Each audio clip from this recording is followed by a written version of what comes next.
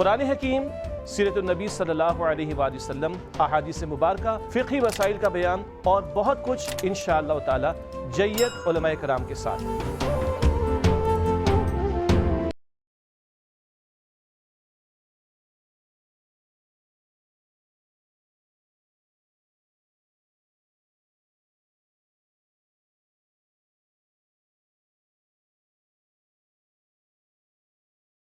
لوگوں کے لیے بیان صریح اور اہل تقوی کے لیے ہدایت اور نصیحت ہے۔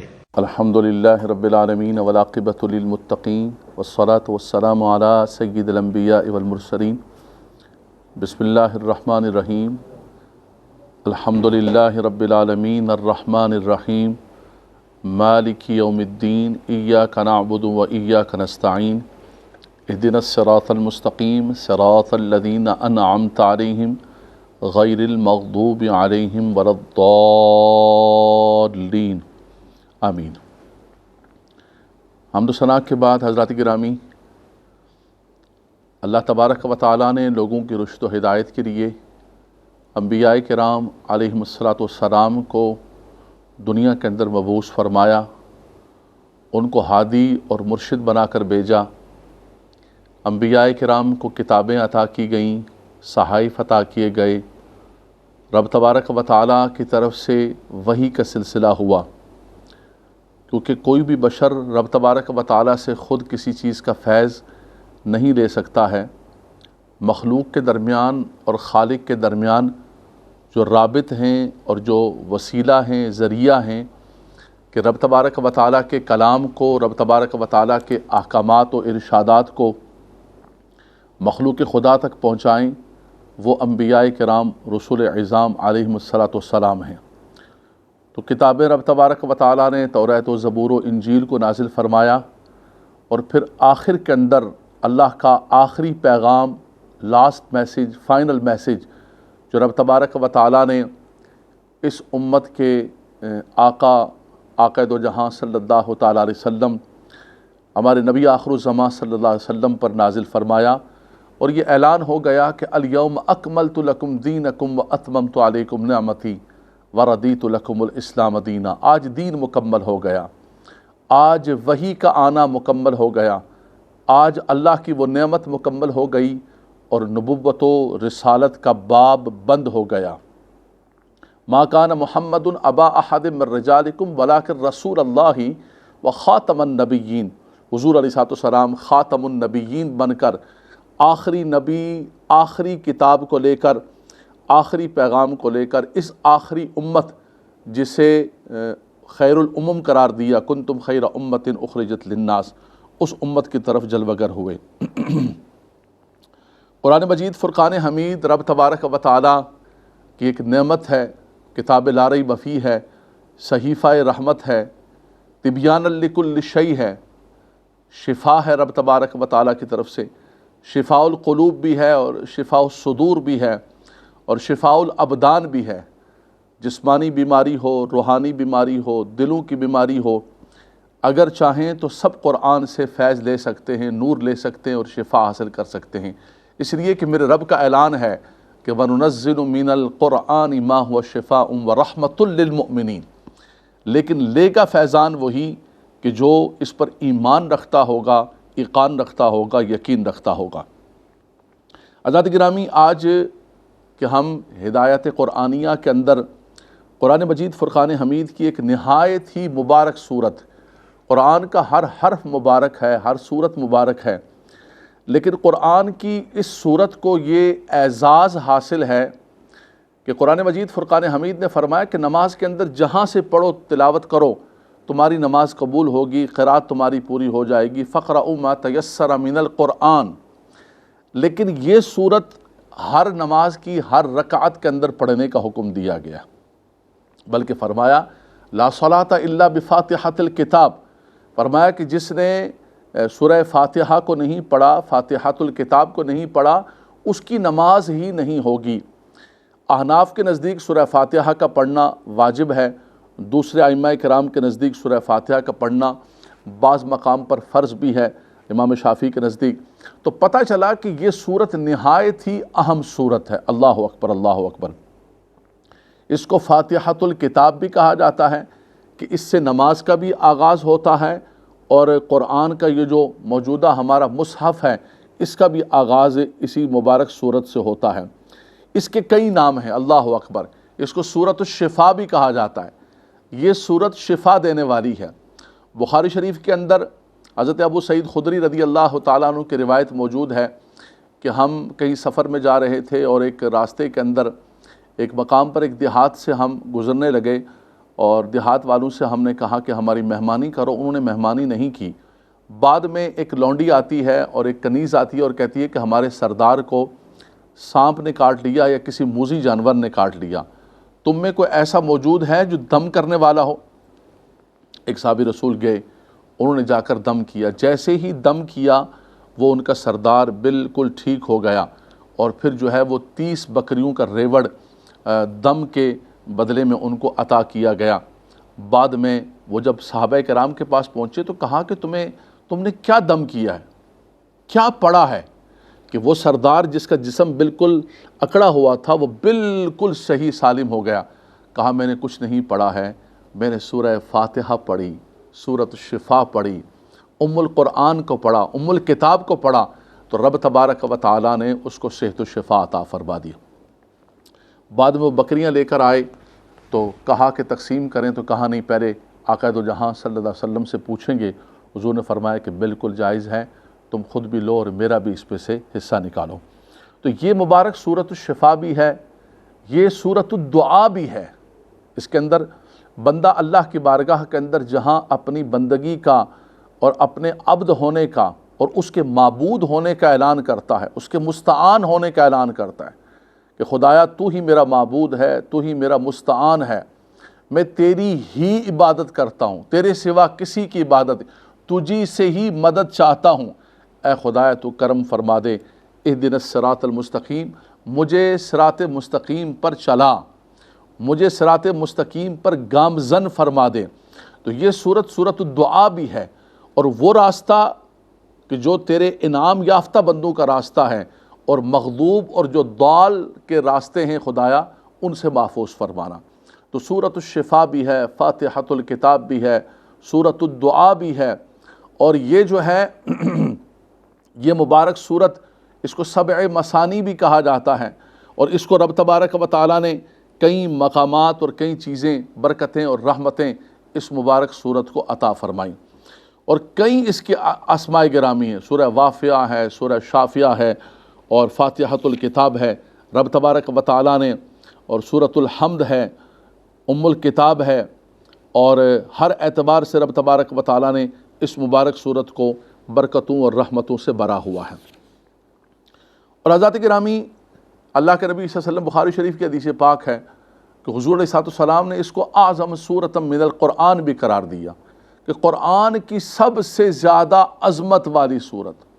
حضرت ابو سعید معلیٰ رضی اللہ تعالیٰ فرماتے ہیں کہ میں نماز پڑھ رہا تھا، اللہ کے نبی صلی اللہ علیہ وسلم نے مجھے آواز دی، فرمایا کہ میں نماز کی وجہ سے آواز کا جواب نہیں دے سکا۔ نماز کے بعد حضور علیہ السلام کی بارگاہ کے اندر حاضر ہوا تو حضور نے فرمایا کہ ابو سعید میں نے تمہیں آواز دی تھی، جواب نہیں دیا، کہا کہ میں نماز پڑھ رہا تھا۔ حضور نے فرمایا کیا تم نے قرآن نہیں پڑھا؟ استجیبوا للہ وللرسول اذا دعاکم، کہ جب اللہ اور اس کے رسول تمہیں بلائیں تو ان کا جواب دو۔ یعنی نماز کے اندر بھی اگر جواب دیتے تو نماز میں فرق نہیں پڑنا تھا۔ اللہ اکبر، اللہ اور اس کے رسول کی پکار پر۔ فرمایا کہ میں تمہیں مسجد سے نکلنے سے پہلے ایک عظمت والی صورت کا بتاؤں گا۔ جب نکلنے لگے تو انہوں نے پوچھا یا رسول اللہ صلی اللہ علیہ وسلم، آپ نے فرمایا تھا بتاؤں گا، تو حضور نے فرمایا کہ قرآن کی تمہیں سب سے بڑی صورت، عظمت والی صورت کا پتہ ہے؟ اور یا رسول اللہ آپ فرمائیں۔ حضور نے فرمایا کہ سورہ فاتحہ ہے۔ تو اس کو اللہ کے نبی صلی اللہ علیہ وسلم نے سب سے عظمت والی صورت قرار دیا۔ فرمایا رب تبارک و تعالیٰ نے حضور کے صدقے اس امت کو 2 نور عطا فرمائے جو کسی کو نہیں عطا کی گئے۔ ایک فرمایا کہ سورہ بقرہ کی آخری جو آیات طیبات ہیں، جن کو رب تبارک و تعالیٰ نے زمین پر بھی نازل فرمایا اور معراج کی رات بھی خصوصیت کے ساتھ تحفہ عطا فرمایا، اس کا نور عطا فرمایا، اور سورہ فاتحہ کا نور عطا فرمایا۔ فرمایا یہ نہایت ہی مبارک صورت ہے، نہایت ہی برکت والی صورت ہے، اس کے اندر رب تبارک و تعالیٰ نے ہر چیز کو رکھا ہے۔ اس کو ام القرآن بھی کہا جاتا ہے، اس کو ام الکتاب بھی کہا جاتا ہے۔ اللہ اکبر۔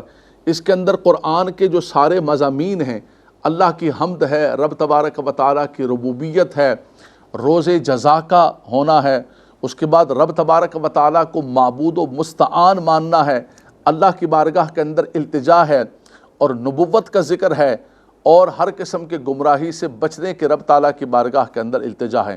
تو قرآن کے جتنے بھی مضامین ہیں ان کی مرکزیت کو اور ان کو سب کو جو ہے یہاں قرآن مجید فرقان حمید کی اس مبارک صورت کے اندر جمع کر دیا، اس لیے اس کو ام الکتاب بھی کہا جاتا ہے اور ام القرآن بھی کہا جاتا ہے۔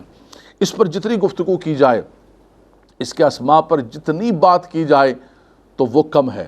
اللہ اکبر۔ آئیے ہم اس مبارک صورت کی طرف بڑھتے ہیں جو قرآن مجید فرقان حمید کی پہلی صورت ہے، ہر نماز کے اندر ہم پڑھتے ہیں۔ اور حضرات گرامی، ہمارا تعلق قرآن کے ساتھ مضبوط ہونا چاہیے۔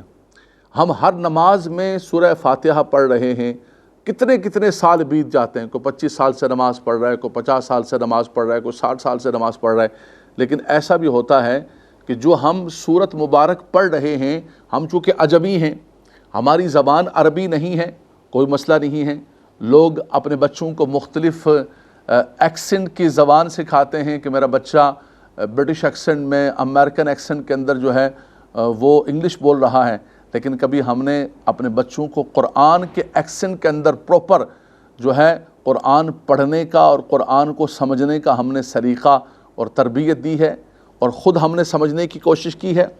جس قرآن کو اللہ تبارک و تعالیٰ نے ہمارے لیے ہدایت بنا کر بھیجا ہے، اللہ تبارک و تعالیٰ نے ایک سب سے بڑی نعمت، ھذا بیان للناس وہدی وموعظۃ للمتقین، یہی بیان ہے، نصیحت ہے، واعظ ہے، سب کچھ اسی کے اندر ہے۔ اس قرآن کو ہم کتنا سیکھنے کے لیے وقت دیتے ہیں اور کتنی کوشش کرتے ہیں۔ تو جس مبارک صورت کو ہم ہر نماز میں ہر رکعت کے اندر پڑھتے ہیں، اس مبارک صورت کے معانی، اس کے الفاظ اور اس کی جو تفسیر ہے، کیا ہمیں زندگی ہماری ختم ہونے لگی ہے، کیا ہمیں اس کا معلوم ہے؟ آئیے ہم قرآن کی طرف متوجہ ہوتے ہیں۔ بسم اللہ الرحمن الرحیم۔ اعوذ باللہ من الشیطان الرجیم، بسم اللہ الرحمن الرحیم۔ یہ جو لفظ اعوذ باللہ من الشیطان الرجیم ہے، اگرچہ یہ باقاعدہ طور پر قرآن کی کوئی آیت نہیں ہے، لیکن قرآن میں ایک جگہ مقام پر ہے کہ فَإِذَا قَرَأْتَ الْقُرْآنَ فَاسْتَعِذْ بِاللَّهِ مِنَ الشَّيْطَانِ الرَّجِيمِ، جب تم قرآن پڑھنے کا ارادہ کرو تو شیطان لعین سے پناہ مانگو کہ شیطان کے شر سے خدایا تو پناہ عطا فرما دے اور اپنی امان عطا فرما دے، کیونکہ شیطان چاہے قرآن پڑھیں، چاہے نماز پڑھیں، چاہے کوئی بھی نیکی کریں، وضو کرنے لگیں تو وسوسے ڈالتا، الذی یوسوس فی صدور الناس من الجنۃ والناس، اس لیے فرمایا کہ قرآن پڑھنے سے پہلے اعوذ باللہ من الشیطان الرجیم تلاوت کے آغاز میں پڑھ لیا کریں۔ بسم اللہ الرحمن الرحیم، یہ قرآن مجید فرقان حمید کی ہر صورت کے شروع میں موجود ہے، اور اس کو پڑھنا ہے ہر صورت کے شروع میں، سورہ توبہ کے علاوہ۔ سورہ توبہ کے اندر چونکہ آیت غضب ہے، وہاں پر بسم اللہ الرحمن الرحیم نہ لکھی ہے اور نہ پڑھنی ہے۔ یہ جو بسم اللہ الرحمن الرحیم ہے، یہ بڑا پرانا قدیم وظیفہ ہے، سبحان اللہ۔ حضرت نوح علیہ السلام کی کشتی کے اندر بھی ذکر فرمایا بسم اللہ مجریہا و مرساہا، اللہ کے نام سے چل رہی ہے اور اللہ کے نام سے یہ جاری و ساری ہے۔ حضرت سلیمان علیہ السلام کے اس خط کا انہ من سلیمان و انہ بسم اللہ الرحمن الرحیم، اس کے اندر بھی بسم اللہ الرحمن الرحیم موجود ہے۔ اور ہمارے یہاں فرمایا کہ کوئی بھی ذیشان کام ہے، کوئی بھی عظمت والا کام ہے، اس کو بسم اللہ الرحمن الرحیم سے کیا جائے۔ آپ وضو کرنے لگیں پہلے بسم اللہ الرحمن الرحیم پڑھیں، آپ کھانا کھانے لگیں پہلے بسم اللہ الرحمن الرحیم پڑھیں، آپ کوئی بھی اچھا کام کر رہے ہیں، بلکہ جب آپ جانور کو ذبح کرتے ہیں تو وہاں تو بسم اللہ اللہ اکبر یہ پڑھنا واجب و ضروری ہے، لازم و ضروری ہے، تاکہ آپ کا وہ ذبیحہ حلال ہو جائے۔ تو فرمایا ہر وہ ذیشان کام، عظمت والا کام، اس کے شروع میں بسم اللہ الرحمن الرحیم پڑھنا ضروری ہے، تاکہ وہ کام جو ہے وہ اللہ کے نام کی برکت سے ہو جائے۔ اللہ تبارک و تعالیٰ اس کے اندر دوام، کمال فرماتا ہے، اور زوال سے رب تبارک و تعالیٰ محفوظ فرماتا ہے۔ بسم اللہ الرحمن الرحیم، اللہ کے نام سے شروع جو نہایت رحم فرمانے والا اور بہت زیادہ مہربان ہے۔ اللہ اکبر۔ الحمدللہ رب العالمین، حمد، خوبیاں، ثنا، تعریف، تمام خوبیاں یہاں اگرچہ یہ مصدر ہے لیکن اس پر الف لام جو داخل ہے وہ فنی اعتبار سے اس بات کا متقاضی ہے کہ یہاں مراد ہو کہ تمام حمد و ثنا، جتنی بھی حمد و ثنا کی جاتی ہے، بلکہ جس کی بھی حمد و ثنا کی جاتی ہے، جب کسی چیز کی تعریف کی جاتی ہے کہ یہ چیز بہت اچھی ہے تو مراد اس کا ہوتا ہے اس مصنوع کی تعریف نہیں بلکہ صانع کی تعریف ہوتی ہے، اس پروڈکشن کی تعریف نہیں ہوتی ہے بلکہ بنانے والوں کے جو ہے ان کی تعریف کی جاتی ہے۔ اسی طرح کائنات کے اندر کسی بھی شے کی تعریف کریں، آپ پہاڑوں کی تعریف کریں، صحراؤں کی تعریف کریں، آپ جو ہے آسمان کی تعریف کریں، زمین کی تعریف کریں، اللہ کی جتنی بھی مخلوق ہے جس کی تعریف کریں گے، حقیقت کے اندر ساری حمد و ثنا کا جو مرکز و محور ہے وہ اللہ تبارک و تعالیٰ کی ذات بابرکات ہے۔ تو تمام تعریفیں اللہ کے لیے، اللہ تبارک و تعالیٰ ہی تمام تعریفوں کے لائق ہے اور اسی کی تعریف کرنی چاہیے۔ بندے اپنی تعریفیں نہ کریں، فَلَا تُزَكُّوا أَنفُسَكُمْ هُوَ أَعْلَمُ بِمَنِ اتَّقَىٰ، وہ جانتا ہے کون کیا ہے۔ اللہ یزکی، یہ تو رب تبارک و تعالیٰ نے ہمیں پاکیزہ فرمایا ہے، رب تبارک و تعالیٰ نے ہم گناہگاروں کے گناہوں کو ڈھانپ کے رکھا ہوا ہے، پردہ رکھا ہوا ہے۔ تعریف کسی اور کی نہیں ہے، تعریف میرے مالک و مولا کی ہے، جس نے اس زمین و آسمان کو بنایا، انسان کو اشرف المخلوقات بنایا، قوت گویائی عطا فرمائی، سمیع بصیر بنایا، اور کامل و مکمل بنا کر رب تبارک و تعالیٰ نے انسان کے لیے ہادی اور رہنما بنا کر انبیاء کرام کو بھیجا اور کتابوں کو نازل فرمایا۔ تمام تعریفیں اللہ کے لیے۔ لفظ اللہ جو ہے یہ رب تبارک و تعالیٰ کا حقیقی نام ہے۔ ارید اللہ عبد الرحمن ایما تدعو فلہ الاسماء الحسنى، اس کے کئی نام ہیں، رحمان بھی اس کا نام ہے، ابھی آگے آ رہا ہے، رحیم بھی اس کا نام ہے، لیکن لفظ اللہ یہ رب تبارک و تعالیٰ کا ذاتی نام ہے، باقی نام اس کے صفاتی نام ہیں۔ فرمایا اس کو جس نام سے بھی پکارو لیکن اس کو پکارو ضرور، اس کے ناموں سے پکارو، اور اللہ تبارک و تعالیٰ کے ناموں کو بول کر اور پھر اللہ کی بارگاہ کے اندر تم دعا کرو، التجا کرو کہ وہ مالک و مولا تمہاری دعاؤں کو سننے والا ہے۔ تمام تعریفیں اللہ تبارک و تعالیٰ کے لیے جو سارے عالمین کا پالن ہار ہے، سارے عالمین کو پالنے والا ہے، وہ صرف رب المسلمین رب المومنین نہیں ہے، بلکہ اسلام کا حسن دیکھیں کہ پہلی آیت کے اندر یہ اعلان ہو رہا ہے کہ جو ہمارا رب ہے وہ صرف ہمارا رب نہیں بلکہ سب کو پالنے والا ہے۔ حضرت ابراہیم علیہ السلام نے جس وقت خانہ کعبہ کو تعمیر کیا تو اللہ کی بارگاہ میں التجا کی کہ رب اجعل ھذا بلدا آمنا وارزق اہلہ من الثمرات من آمن منہم باللہ والیوم الآخر، اے خدایا ان کو روزی دینا جو تجھ پر ایمان لے کر آئیں، آخرت پر ایمان لے کر آئیں۔ فرمایا نہیں، ومن کفر فامتعہ قلیلا ثم اضطرہ الی عذاب النار، میرے خلیل یہ بات نہ کہو جو مجھے نہیں بھی مانتا ہے میں اس کو بھی عطا کروں گا۔ میرے رب تیری ربوبیت پر قربان جاؤں، تیرے کرم پر قربان جاؤں، تیری مہربانی کتنی ہے۔ آج ہماری اولاد ہماری بات نہیں مانتی تو کہتے ہیں میں اولاد کو آگ کر دوں گا، ہمارا دوست بات نہ مانے، کوئی بات نہ مانے، لیکن تو کتنا مہربان ہے، تو کتنا کریم ہے، تو فرماتا ہے کہ جو کچھ بھی ہے میرے بندے ہیں، میں ان کی روزی بند نہیں کروں گا، میں ان کو روزی دوں گا۔ ہاں، جزا و سزا کا معاملہ وہ بالکل ہوگا، جو تابعدار ہوگا، فرما بردار ہوگا، اس کے لیے رب تبارک و تعالیٰ نے جنت کو تیار کر کے رکھا ہے۔ لفظ رب جو ہے یہ تربیت سے بنا ہے، تدریجاً رب تبارک و تعالیٰ ایک بچہ پیدا ہوتا ہے، آہستہ آہستہ گروتھ کرتا ہے، رب تبارک و تعالیٰ اس کے مطابق اس کو روزی دیتا ہے، ماں کے پیٹ میں بھی روزی دیتا ہے، پھر باہر آتا ہے، اس کی غذا کا انتظام کرتا ہے، اور اس کے بعد جیسے جیسے بڑا ہوتا ہے رب تبارک و تعالیٰ اس کے لیے رحمتوں اور برکتوں کے راستوں کو کھولتا ہے۔ الحمدللہ رب العالمین، یہ لفظ الحمد جو ہے یہ شکر کو بھی متقاضی ہے، یہ شکر کو بھی لازم کرتا ہے کہ انسان اللہ کی بارگاہ میں جب شکر ادا کرتا ہے تو کہتا ہے الحمدللہ، کھانا کھا کے کہتا ہے الحمدللہ رب العالمین، اٹھنے کے بعد کہتا ہے الحمدللہ الذی احیانا بعد ما اماتنا، ہر بات پر اللہ کا نام حمد کرتا ہے۔ مراد یہ ہے کہ خدایا تیرا شکر ہے، تو نے مجھے نیند کے بعد، موت کے بعد حیات عطا فرمائی، تو نے مجھے بھوک کے بعد کھانا عطا فرمایا، تو نے مجھے پیاس کے بعد پانی عطا فرمایا، تو نے مجھے کپڑے عطا فرمائے، تو نے مجھے اپنا بندہ بنایا، اشرف المخلوقات بنایا۔ الحمدللہ رب العالمین، خدایا تیرا شکر ہے، ساری حمد تیرے لیے ہے، ساری تعریفات تیرے لیے ہے، اس لیے کہ تو رب العالمین ہے، سارے جہانوں کا پالن ہار ہے، سب کو پالنے والی اگر کوئی ذات ہے میرے مالک و مولا تو وہ تیری ذات ہے۔ تیری بارگاہ کے اندر ہم سجدہ شکر ادا کرتے ہیں۔ عزیزان گرامی، قرآنی ہدایات اس پروگرام کے اندر آج ہم نے سورہ فاتحہ سے آغاز کیا ہے اور قرآن مجید فرقان حمید کے فضائل کو ذکر کیا۔ اس کے بعد بسم اللہ الرحمن الرحیم کہاں کہاں پڑھنا چاہیے، اس کے کیا محلات ہیں اور اس کا کیا حکم ہے، اس کے حوالے سے ہم نے ذکر کیا۔ اور سورہ فاتحہ کے جو اسماء ہیں، اس کے جو نام ہیں، اور ان ناموں کے اندر جو رب تبارک و تعالیٰ نے ایک جامعیت کو رکھا ہے، کیونکہ جتنے زیادہ نام ہیں اتنی زیادہ برکت ہے، اس کا ذکر کیا گیا۔ اور اس کے بعد ہم نے سورہ فاتحہ کی پہلی آیت کریمہ الحمدللہ رب العالمین، اللہ کی حمد کے حوالے سے اور اس کے رب ہونے کے حوالے سے، رب العالمین ہونے کے حوالے سے ذکر کیا۔ قرآنی ہدایات کے اس پروگرام میں اپنے میزبان لیاقت حسین اظہری کو یہیں پر اجازت دیجیے۔ وآخر دعوانا ان الحمدللہ رب العالمین۔ بسم اللہ